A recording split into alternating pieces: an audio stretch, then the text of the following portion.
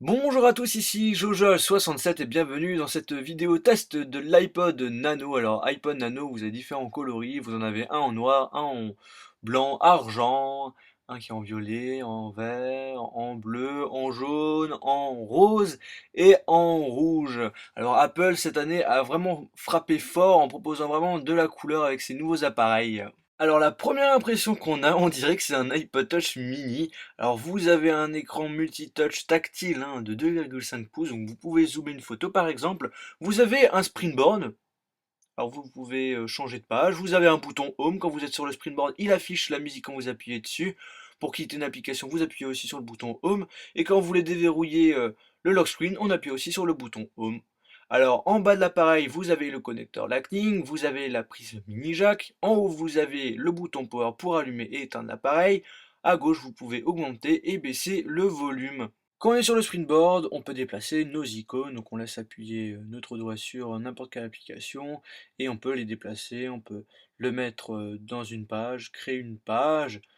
C'est comme sur l'iOS, sans que ça soit l'iOS bien évidemment.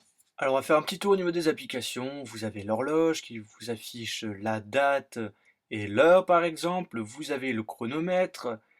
Vous pouvez également mettre en place une minuterie. Vous avez aussi l'application radio, donc vous pouvez écouter la radio sur cet iPod Nano. Vous pouvez, grâce à l'écran de 2,5 pouces, regarder des vidéos. Et comme l'iPhone, l'iPod Touch et l'iPad, vous pouvez changer de vidéo. Vous pouvez mettre pause à la vidéo. Vous pouvez aller un peu plus vite. Vous pouvez un peu régler l'endroit où vous voulez voir la vidéo, etc., etc. Vous pouvez bien sûr, le principe de l'iPod, c'est écouter de la musique.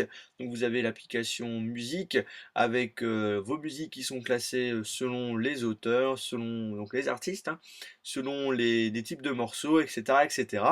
Vous avez l'application Images qui vous permet de regarder les photos que vous avez transférées via iTunes. Dans les réglages, vous pouvez activer, désactiver le Bluetooth, changer la luminosité, choisir le type de papier peint pour votre iPod Nano. Vous avez la langue, l'accessibilité. Et pour quand vous êtes par exemple dans une application comme les réglages, pour revenir en arrière, on va glisser notre doigt vers la droite, il n'y a rien de plus facile, vous voyez ce que ça donne.